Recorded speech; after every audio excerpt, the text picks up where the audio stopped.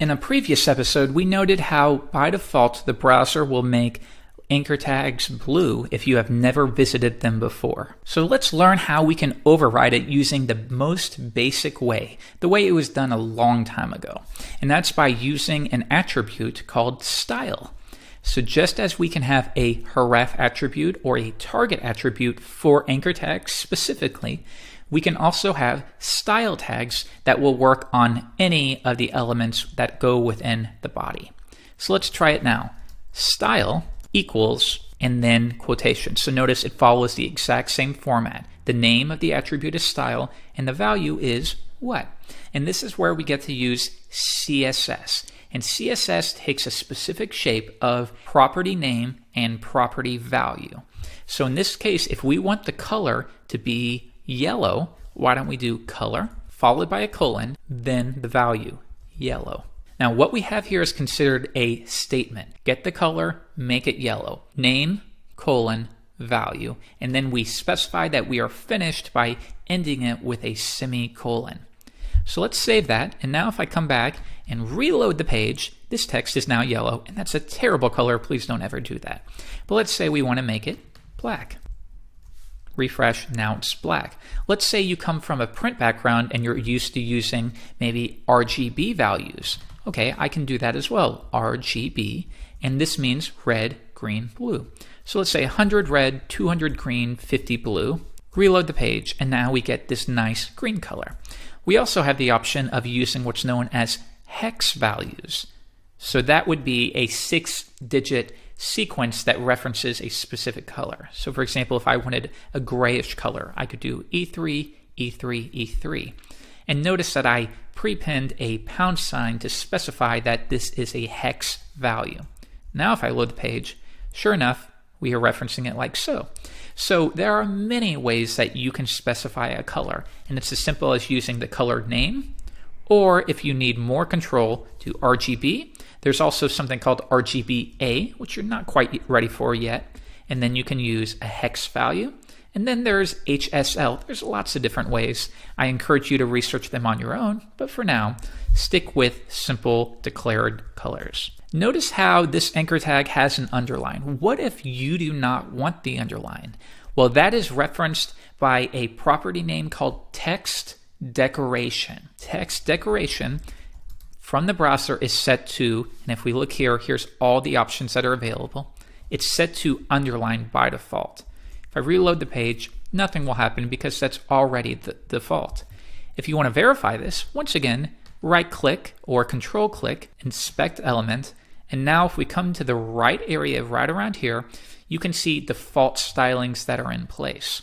So what we see right here is element.style. It is picking these values up from what we've specified right in here. But we can also review anything that's set by default. So notice user agent style sheet. This is the default style sheet. Text decoration of underline using this selector, and you'll learn about selector shortly. Just note that because it's crossed out, that means it was overridden by something else. And this is the cascading nature of CSS. You can override previous values so that you can be more specific. In this case, we've overwritten it with our own, so that takes precedence. So now we know we can override the values, so let's change it. And now we're going to say text decoration should be none. I don't want any kind of decoration. Now let's view it, and there's no underline. The first thing you may notice now, though, is very quickly, with two properties alone, our markup is starting to look really messy. And this gets away from the basic idea of using markup to describe our content. We're no longer just solely describing the content, we are styling the content as well. And there should be separation. There should always be separation. And that's why it's better to create a style sheet. We can create a style sheet by creating a new file, and we will give this a name of anything we want. I'll call it style. And to specify that it is a CSS file, it needs to end in an extension of not HTML, but CSS. Now, I will take everything we've declared here. I'm going to cut it, clean this up, and if I paste it in, let's see what happens with that alone. I'm going to come back, reload the page, and now it's no longer taking effect. And why? Well, we've created a new file, but how would the browser possibly know that we want to pull in the styling from this file? And it doesn't. We have to link to it.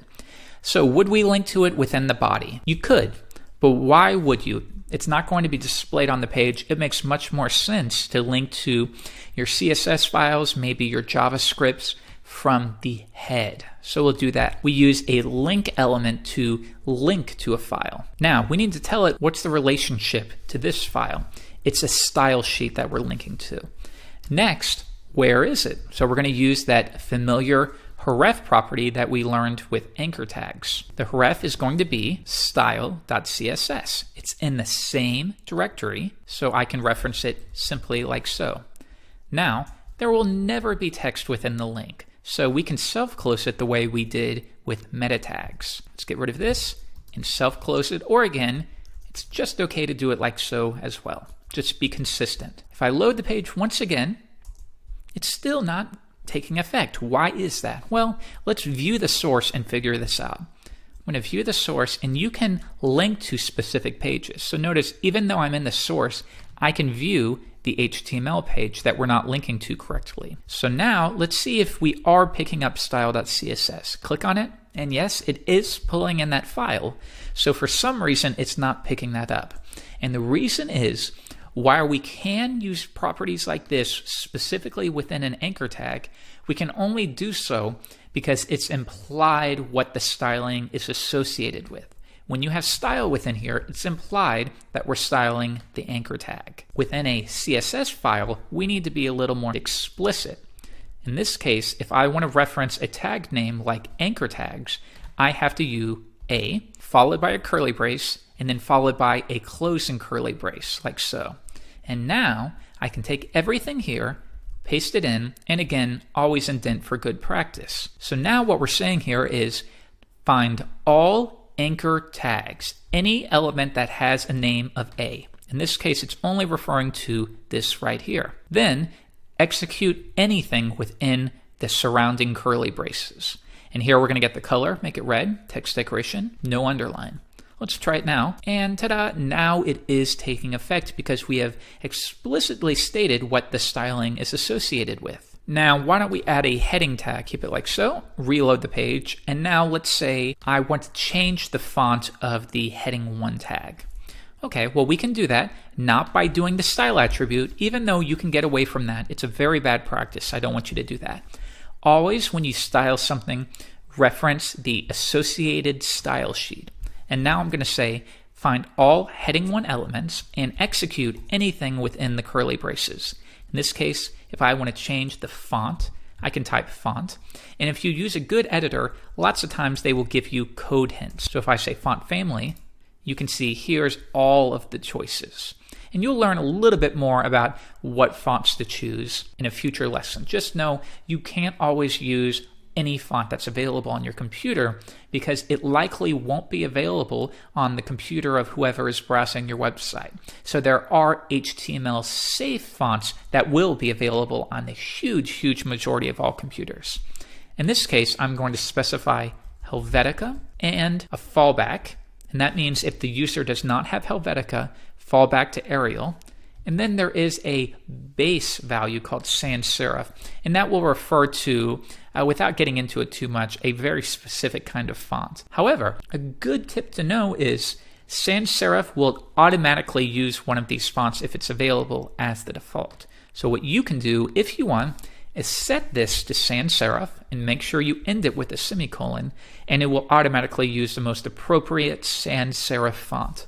I'm going to save it, and now if I reload the page, you can see in this case, it seems to be using Helvetica. So congratulations, you've gotten your first dose of using CSS. You can do some amazing things with CSS. It's much more powerful than many might think. In the next episode tomorrow, I want to teach you a better way to organize your folder structures because already things are getting a little bit confusing. So we'll do that in the next episode.